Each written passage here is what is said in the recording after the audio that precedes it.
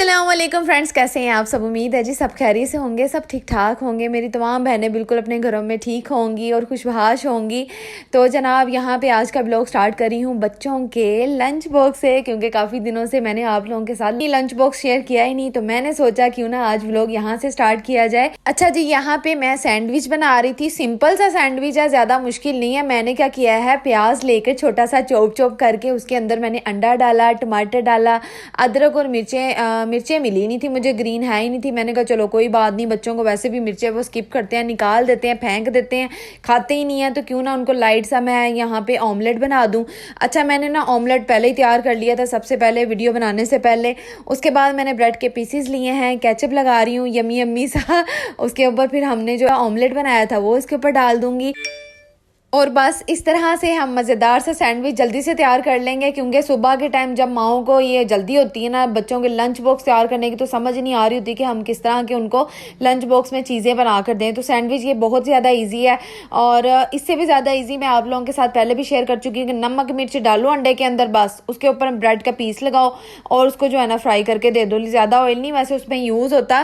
खैर, यहाँ पर मैं थोड़ा सा ग्रिल पैन में इसको सेक दिलवा रही थी खूबसूरती के लिए। मैंने कहा थोड़ा सा क्रिस्पी हो जाएगा, क्योंकि बच्चों को भी इस तरह की चीज़ें ना इस तरह की वो लाइक करते हैं। जब तक उनके ऊपर मेहनत ना हो तब तक लंच बॉक्स उनको पसंद ही नहीं आता। और हाँ, फ्रिज में ना पड़ा हुआ था ये चीज़ ब्रेड वाला जो सैंडविच है ना, ये पड़ा हुआ था, तो मैंने सोचा हुआ था रात को कि मैंने तो खाना नहीं है, चलो मैं इनको लंच बॉक्स में थोड़ा सा शामिल कर दूंगी। अच्छा, इसके साथ साथ ना मैंने ये डिसाइड किया था कि इनको फ्रूट में हम चीज़ें लाजमी दिया करें, जैसे एप्पल हो गया, बनाना। तो वैसे ही वहाँ पे ना टाइम होता है, मसलन लंच बॉक्स जब तक बच्चों ने खाना होता है तो वो थोड़ा सा काला काला सा हो जाता है, तो मैं अब वो नहीं देती, मैं स्किप कर रही हूँ उस चीज़ को।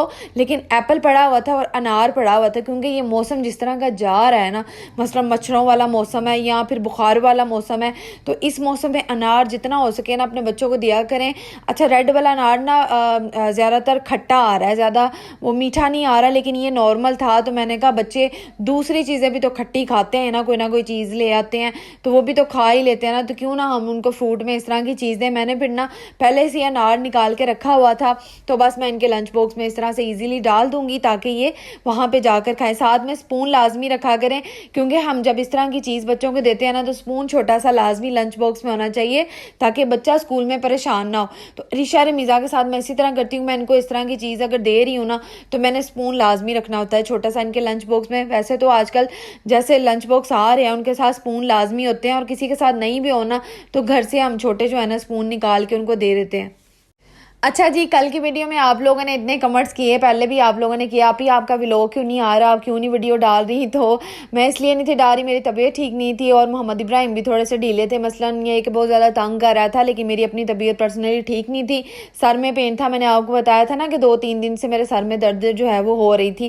खैर, आप सबकी दुआओं से आपकी आप ही बिल्कुल ठीक होगी, अल्हम्दुलिल्लाह, शुक्र अल्हम्दुलिल्लाह। आप सबकी दुआएं जब साथ है ना तो कुछ भी नहीं हो सकता। खैर, यहाँ पे लंच बॉक्स का सीन तो आप लोगों ने देख लिया। उसके बाद जो है ना सारे काम कंप्लीट हुए थे मेरे, और ये दोपहर का टाइम था, नाश्ता वगैरह मैंने कर लिया था। मोहम्मद इब्राहिम यहाँ पे उठे हुए हैं माशाल्लाह से, और मुझे तंग कर रहे थे, रो रहा था, मैं इसको चुप करवा रही थी। मैंने खाना भी बनाना था, लेकिन मैं बस देर हो गई, मुझे खाना बनाने में भी रात ही हो गई थी। जैसे ही मैंने इसको सुलाया है ना, उस दिन तो वाकई नहीं सो रहा था ये मोहम्मद इब्राहिम ना, सो ही नहीं रहे थे। बड़ी मुश्किल से मैंने इसको जो है ना हैंडल किया, और बस मुझे ये था कि सो जाए किसी तरह से, बाकी काम मेरे कंप्लीट हो जाए। तो मैं चली गई थी किचन में, और आज मैंने इस खाना बनाना था। एक दिन पहले आप लोगों ने देखा था कि मैंने मसूर चावल बनाए थे, और उस दिन ये डिसाइड हुआ था कि जी हमने गोभी गोश्त का सालन खाना है, मेरे हस्बैंड ने कहा था। तो मैंने कहा नहीं, वो नहीं बनाना, मैंने आपको बताया था ना। तो खैर, नेक्स्ट डे का ये है, तो नेक्स्ट डे वाले दिन फिर मैंने ये वाला सालन बना दिया था। मैंने कहा चलें जी, हस्बैंड की फरमाइश भी पूरी कर देते हैं, खुश हो जाएंगे वो। तो गोभी को मैंने पहले से काट के अच्छी तरह से धो लिया था, क्योंकि इस मौसम में ना इस तरह की चीज़ों के ऊपर कीड़े वगैरह होते हैं, तो बड़े ध्यान से हमें ये काम करने पड़ते हैं हम खवातीन को। तो बस यहाँ पे मैंने गोश्त का मसाला भून के ना, ये तो सबको ही पता है कि किस तरह से मसाला भुना जाता है, लहसुन प्याज। और मैंने ना क्या किया था कि जब मैंने प्रेशर ऊपर चढ़ाया था ना, तो मैंने लहसुन प्याज अदरक मिर्चें टमाटर सब कुछ एक साथ ही डाल के ना, तो मैंने इसको गलने के लिए रख दिया था। बस अब इसमें मैंने नमक मिर्च और हल्दी वगैरह ऐड किया, ऑयल ऐड कर रही हूँ, और इसके बाद फिर इसको बुनाई करूँगी अच्छी तरह से, जैसे इसका मसाला भून जाएगा। अच्छा, यहाँ पे एक ये हुआ मेरे से कि मोहम्मद इब्राहिम के तंग करने की वजह से ना गोश्त ज़्यादा गल गया था कि मैं टाइम पे किचन में नहीं आ सकी, और बस इस तरह हो गया। फिर मैंने सोचा कि जब गोभी मैंने इसके अंदर डालनी होगी ना तो मैं गोश्त को प्लेट में सेपरेट कर दूंगी, फिर उसी मसाले में गोभी जब गल जाएगी ना तो फिर वो सारे पीसेज है ना वो दोबारा से ऐड कर दूंगी। तो खैर मैंने इसी तरह किया, मैंने गोभी को फिर बाद में डाल दिया और उसको पकने के लिए छोड़ दिया। अच्छा यहाँ पे ना आज मैंने सोचा हुआ था, काफ़ी दिनों से मैंने सोचा हुआ था, लहसन जो है ना मैंने मंगवा के रखा हुआ था, वॉश भी किया हुआ था, लेकिन मुझे टाइम ही नहीं मिल रहा था उसका पेस्ट बनाने का। और मेरी प्यारी प्यारी सिस्टर्स जो मुझे कहती हैं ना प्लीज़ आप ही इस फूड प्रोसेसर का, इस चॉपर का थोड़ा सा रिव्यू दे दें, कुछ बता देंगी ठीक है कि नहीं।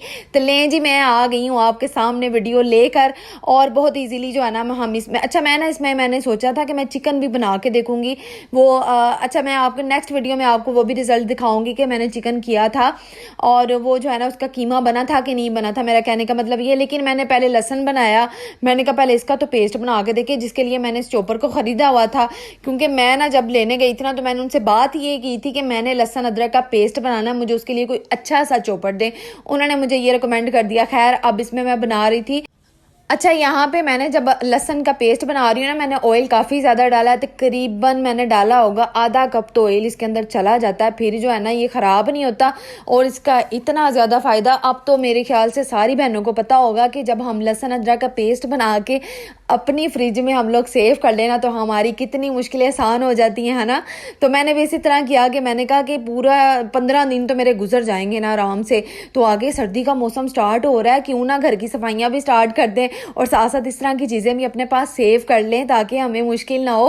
क्योंकि जब सर्दी लगती है ना तो ओए होए किचन में खड़े होने को भी दिल नहीं करता, लेकिन हाँ जब वो चूल्हे की हीट पड़ती है ना फिर सुकून होता है थोड़ा सा।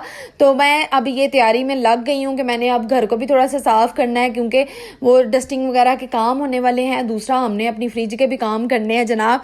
तो बस ये अब आप लोग देखते जाए कि चॉपर किस तरह का काम करे, साथ साथ मैं आपको देखें दिखा भी रही हूँ स्टेप बाय स्टेप कि इसमें मैंने कितना ऑयल डाला है, दोबारा फिर डाला था इसको मैंने उसके साथ स्पैचुला के साथ दोबारा से सारा साइडों से। अच्छा इसका एक फ़ायदा मुझे बड़ा अच्छा लगा कि इसका जो ना समझ ले कि जिसमें मैंने सारा वो लहसुन डाला है ना काफ़ी ज़्यादा खुली स्पेस है कि ये बाउल की तरह बड़ा साइज़ है इसका। मेरा कहने का मतलब ये कि इसका साइज़ बड़ा, तो ये बड़ा मुझे फ़ायदा हो गया कि मैं इसके अंदर जितना मर्जी लहसुन अदरक डाल दूँ ये सारा पेस्ट इजीली बन जाना था। अच्छा यहाँ पे जैसे ही पेस्ट बना मैंने एक जार के अंदर इसको निकाल दिया। बाद में मैंने जब इसको सारा इसके अंदर फिलअप किया ना उसके बाद मैंने फिर ऊपर ऑयल डाल दिया। तो ऑयल डालना इसलिए था कि ये कहीं ख़राब ना हो जाए, इसको एयर टाइट करके हमने फ्रिज में रख देना है और नॉर्मली हम खाने में फिर आप यूज़ किया करेंगे। तो बस जी मेरा ये वाला काम भी कंप्लीट हो गया। प्यारी प्यारी बहनों के अगर ये वाले काम करने वाले हैं ना तो सोचने वाला टाइम नहीं है, आप भी इस तरह के काम आप स्टार्ट कर दें क्योंकि सर्दियां आ रही हैं। मैंने आपको बताया है अगर लहसुन अदरक का पेस्ट नहीं बनाया हुआ तो वो भी कल से मंगवा के ना तो वो बना के रखें, आसानी हो जाएगी आप लोगों को। तो जैसे ही कोई झटपट मेहमान आए, कोई रेसिपी मज़ेदार सी बनानी हो ना तो बस लहसुन अदरक को कुट पीसने की ज़रूरत नहीं होती, बस पेस्ट पड़ा हो तो हम झटपट फिर डाल लेते हैं। खैर इसके बाद जी मैंने चाय भी अपनी रखनी थी, आपने देखा होगा मैंने चाय भी रखी हुई थी क्योंकि चाय शाम के टाइम अब मैं फिर पीना स्टार्ट हो गई हूँ।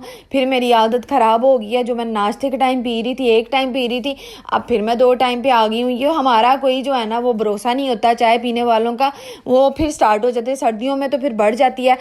और आपको पता है सर्दियों में मैं लाजमी कॉफ़ी भी पीती होती लेकिन इतनी ज़्यादा नहीं पीती, लेकिन अब का पता कोई नहीं है कि अब मैं ज़्यादा पी लूँ। खैर यहाँ पे जहाँ मैंने गोश्त को दोबारा से उसके अंदर शामिल कर दिया था, गोभी जो है ना तकरीबन गल चुकी थी और उसके बाद गोश्त को डाला, थोड़ा सा और मैंने पका लिया उसको हल्का सा, क्योंकि आपको पता है कि गोभी बड़ी जल्दी गल जाती है, उसमें इतना पानी डालने की भी ज़रूरत नहीं होती, हल्का सा छट्टा लगाने की ज़रूरत होती है। सालन जैसे रेडी हुआ मैंने बच्चों को रोटी बना के ना फिर खाना खिला दिया था। होपफुली आपको आज का प्यारा सा व्लॉग ज़रूर पसंद आया होगा। अपना बहुत सारा ख्याल रखिएगा। अल्लाह ताला आप सबको सलामत रखे, खुश रखिए, आबाद रखिए, हंसता मुस्कुराता रखिए। अल्लाह हाफिज़।